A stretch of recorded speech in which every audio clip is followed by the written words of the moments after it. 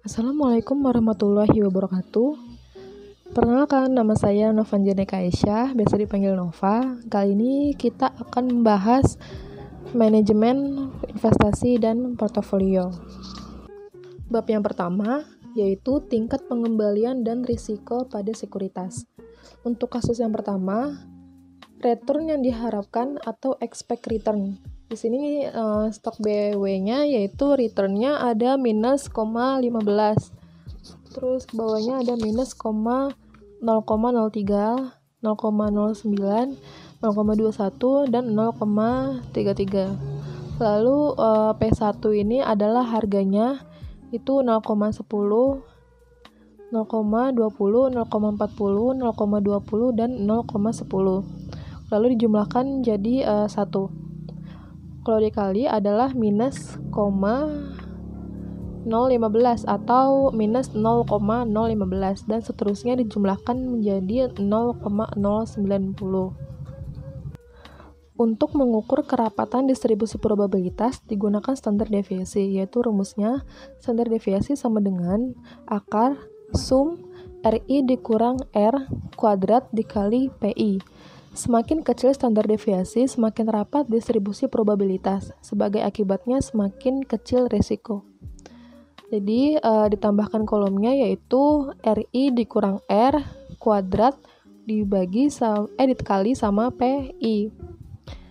Didapat sekian 0,00576, 0,00288, 0,000000, 0,00288 dan 0,00576.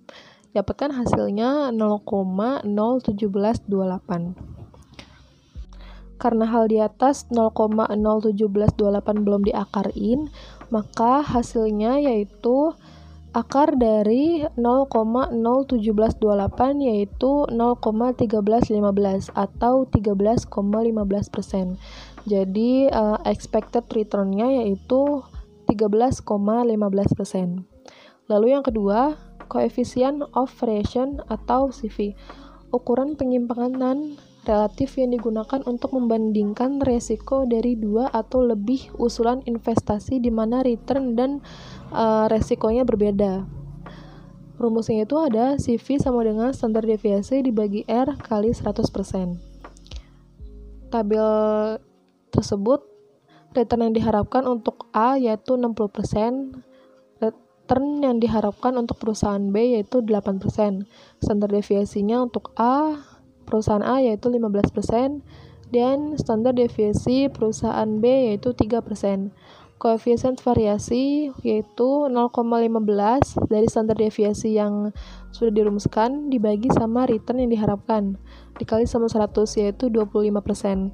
Untuk perusahaan B atau proyek B 0,03 dikali 0,08 dikali 100% sama dengan 37,5%. Jadi kesimpulannya proyek B atau perusahaan B itu lebih besar daripada perusahaan si A yaitu 25%. Perusahaan si B ini 37,5%.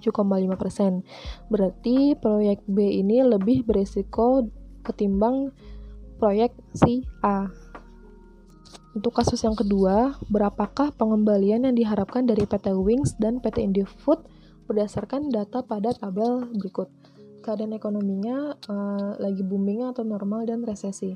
Probabilitas kejadiannya untuk booming 0,3, normalnya probabilitasnya 0,4, untuk resesinya probabilitasnya 0,3. Dan return on stock untuk PT Wings 100% di booming, PT Indofood 20% di keadaan ekonomi yang booming. PT Wings di keadaan ekonomi normal mendapatkan return on stock-nya 15%. Untuk PT Indofood-nya 15% juga sama. Untuk keadaan ekonomi resesinya, PT Wings mendapatkan return on stock-nya minus 70%, untuk PT Indofood 20%. Maka perusahaan mana yang memiliki return tertinggi? Expected return PT Wings sama dengan 0,3 dikali 100% ditambah 0,4 dikali 15% ditambah 0,3 dikali minus 70%. didapat 0,3 ditambah 0,06 ditambah minus 0,21 sama dengan 0,15 atau 15%. Lalu untuk expected return PT Indofood sama dengan 0,3 dikali 20% ditambah 0,4 dikali 15% ditambah 0,3 dikali 20% sama dengan 0,06 ditambah 0,06 ditambah 0,06 sama dengan 0,18 atau 18%. Jadi, return tertinggi dari kedua perusahaan tersebut adalah PT Indofood, yakni 18%. Untuk kasus yang ketiga, berdasarkan data berikut, berapakah imbal hasil yang diharapkan dari portofolio ini? Expected return atau RI, Samsung-nya 23%, untuk merek Sony 18%, Apple-nya 25%, dan Asus 21%. Untuk nilai investasinya WI, Samsung mendapat 20%, Sony mendapat 20%, Apple 20%, dan Asus 20%. Lalu untuk menjawabnya, RP sama dengan 0,20 dikali 23% ditambah 0,20 dikali 18% ditambah 0,20 dikali 25% ditambah 0,20 dikali 21% sama dengan 0,046 ditambah 0,036 ditambah 0,05 ditambah 0,042 sama dengan 0,174 atau 17,4%. Bab yang kedua yaitu analisis portofolio menggunakan metode single index model. Untuk kasus yang pertama, diketahui expected return dari indeks pasar adalah 25%. Bagian dari expected return suatu sekuritas XYZ yang independen terhadap pasar atau AI adalah 4% dan beta I sebesar 0,75. Ternyata, return realisasi sebesar 26%. Berapakah expected return sekuritas XYZ? ERI sama dengan AI ditambah beta I dikali sama ERM. RM itu adalah return market. Sama dengan 4% ditambah 0,75 dikali 25%. Sama dengan 22,75%. Jadi, nilai return realisasi berdasarkan single index model adalah RI sama dengan 22,75% ditambah EI. Oleh karena itu, maka kesalahan estimasi atau si EI ini adalah sebesar 26% dikurang sama 22,75%.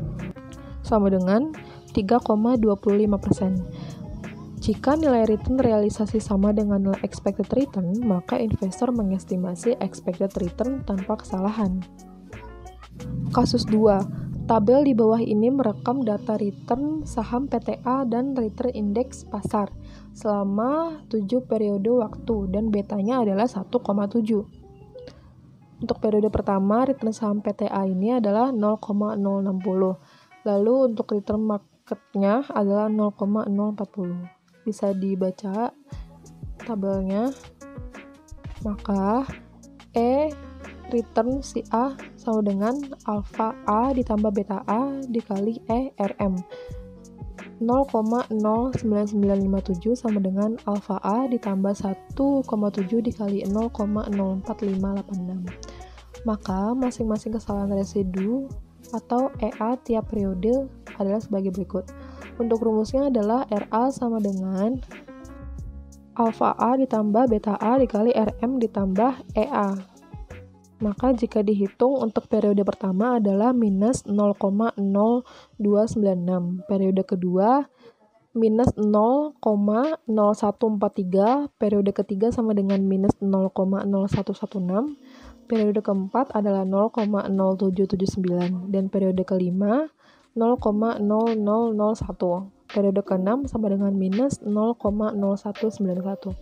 Periode ke-7 adalah minus 0,0031. Maka standar deviasi EA kuadrat sama dengan minus 0,0296 dikurang 0 kuadrat ditambah minus 0,0143 dikurang 0 kuadrat ditambah seterusnya yang tadi udah dihitung sampai periode ke-7 dibagi sama 7 dikurang 1. 7 itu adalah N dikurang 1. Jadi 7 dikurang 1 sama dengan 0,00768 dibagi sama 6 sama dengan 0,00128. Dan untuk standar deviasi market kuadratnya adalah 0,040 dikurang 0,04586 kuadrat ditambah 0,041 dikurang sama 0,04586 kuadrat ditambah seterusnya sampai periode ke-7 dibagi sama 7 dikurang 1 sama dengan didapat 0,00156 dibagi 6 yaitu 0,00026. Kasus yang ketiga, bagaimana jika bukan hanya perusahaan A, tetapi ada juga perusahaan B? Maka rumusnya lain lagi, yaitu standar deviasi IJ sama dengan BTI dikali BJ dikali standar deviasi M kuadrat. Tabel di bawah ini merekam data return saham PTA, return saham PTB, dan return indeks pasar selama 7 periode waktu. Nah, betanya sama, yaitu 1,7 dan beta untuk B-nya yaitu 1,3. Maka didapat seperti ini. Ini diketahuinya return saham PTB-nya itu 0,15 untuk periode pertama, periode kedua yaitu 0,25 dan seterusnya. Rata-ratanya yaitu 0,2957. Return marketnya itu sama di kasus yang kedua. ERB sama dengan alfa B ditambah beta B dikali ERM, masih sama yang tadi yaitu 0,2957 sama dengan alfa B ditambah 1,3 dikali 0,04586 terdapat 0,236. Maka masing-masing kesalahan residu atau E dari PTB tiap periode yaitu bagi berikut. Periode pertama yaitu minus 0,1381, periode kedua minus 0,0394 dan seterusnya sampai periode ketujuh yaitu 0,2424. Lalu standar deviasi E perusahaan B kuadrat sama dengan minus 0,1381 dikurang 0 kuadrat ditambah minus 0,0394 dikurang 0 kuadrat dan seterusnya sampai 0,2424 dikurang 0 kuadrat dibagi sama 7 dikurang 1. Masih sama periodenya sama di kasus yang sebelumnya, itu kasus 2 yaitu sampai periode 7 saja, jadi 7 dikurang 1. 0,11724 dibagi sama 6 yaitu didapatnya 0,01954. Karena perhitungan tadi adalah untuk perusahaan B, sedangkan kita sudah menghitung untuk perusahaan B di perusahaan A, yaitu di kasus kedua, maka ini digabungkan menjadi beta B kuadrat dikali sama standar deviasi M kuadrat sama dengan 1,3 kuadrat dikali 0,00026 sama dengan 0,00044. Standar deviasi B kuadrat sama dengan beta B kuadrat dikali sama standar deviasi M kuadrat sama dengan standar deviasi EB kuadrat sama dengan 0,00044 dikali sama 0,01954 sama dengan 0,01998. Dan standar deviasi gabungan A dan B sama dengan beta A dikali beta B dikali standar deviasi M kuadrat sama dengan 1,7 dikali 1,3 dikali sama 0,00026 sama dengan 0,00057. Lalu untuk menghitung expected return dari perusahaan A dan B, yaitu ERP sama dengan WA dikali alfa A ditambah WB dikali alfa B ditambah WA ditambah beta A dikali beta A dikali ERM ditambah WB dikali beta B dikali ERM sama dengan 0,5 dikali 0,0216 ditambah 0,5 dikali 0,236 ditambah 0,5 dikali 1,7 dikali 0,04586 ditambah 0,5 dikali 1,3 dikali 0,04586 yaitu didapat lagi 0,19139 atau jika dibulatkan yaitu 19,14%. Bab yang ketiga, analisis portofolio menggunakan capital asset pricing model. Untuk kasus yang pertama, diasumsikan beta saham PT Gudang Garam adalah 0,5 dan tingkat return bebas risiko atau risk-free-nya RF adalah 1,5%. Tingkat return pasar harapan diasumsikan sebesar 2%. Dengan demikian, maka tingkat keuntungan yang diisyaratkan investor untuk saham T Gudang Garam adalah RS-nya sama dengan RF ditambah beta S dikali RM dikurang RF sama dengan 0,015 ditambah 0,5 dikali 0,2 dikurang 0,015 sama dengan 1,75%.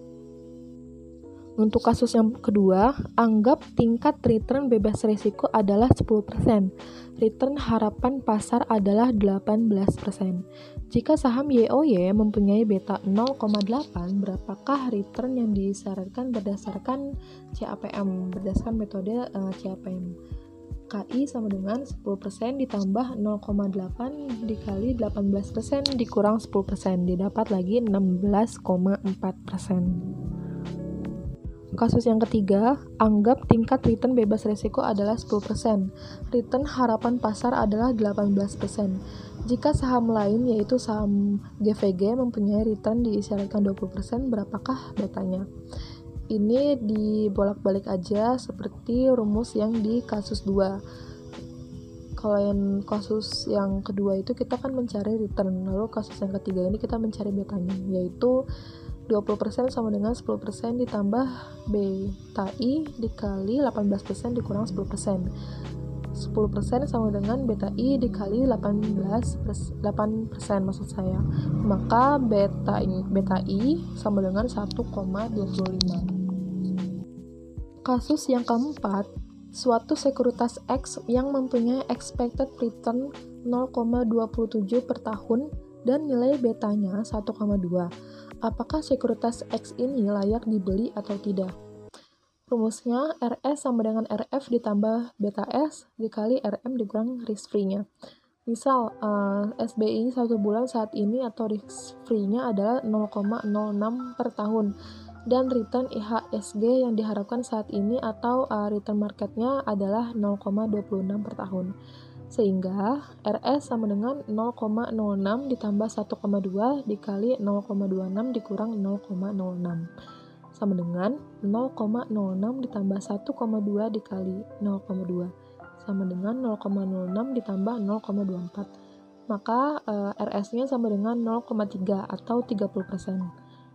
Dengan nilai beta 1,2, apabila return yang diperoleh hanya 27%, maka harga sekuritas terlalu mahal, karena return wajarnya adalah 30%. Bab yang keempat, analisis portofolio menggunakan model Markowitz.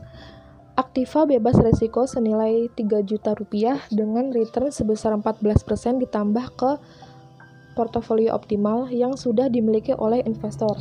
Portofolio optimal ini bernilai sebesar 7 juta rupiah dengan return ekspektasinya atau expect return marketnya itu 20% dan risiko standar deviasi M-nya yaitu 15%. Portofolio yang baru akan mempunyai proporsi 30%, didapat dari 3 juta dari semua nilai portofolionya yaitu sebesar 10 juta rupiah. Untuk aktiva bebas risiko dan 70% untuk aktiva berisiko.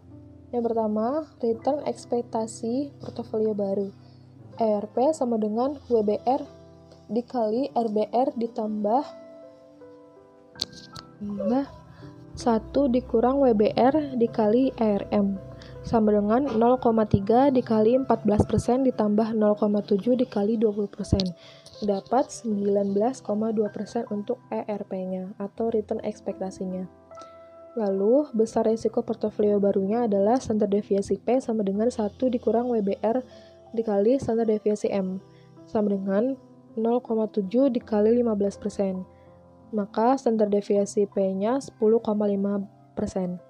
Return dan risiko portofolio hasil dari kombinasi antara aktiva bebas risiko dan aktiva berisiko ini dapat diringkaskan ke dalam tabel berikut. Nah, proporsi untuk 100% aktiva bebas risiko dalam return ekspektasian portofolio ARP-nya itu yaitu 14%. Lalu untuk risiko portofolionya itu kenapa 0%? Karena dari keterangannya adalah aktiva bebas risiko, sedangkan di situ risiko portofolionya yaitu 0%. Untuk 30% aktiva bebas risiko dan 70% aktiva berisiko yang tadi sudah dihitung, maka return ekspektasian portofolionya ARP yaitu 19,2%. Untuk risiko portofolionya standar deviasi P yang udah dihitung yaitu 10,5%. Dan untuk 100% aktiva berisiko didapat return ekspektasian portofolio ARP yaitu 20%. Dan risiko portofolionya adalah 15%. 20% dan 15% ini ada di soal. Bab yang kelima, abnormal return dan pasar efisien. Return ekspektasi sebesar 15% untuk periode jendela selama 7 hari, maka return ekspektasi saham ini dianggap konstan untuk hari ketiga sampai dengan plus 3, yaitu sama sebesar 15%.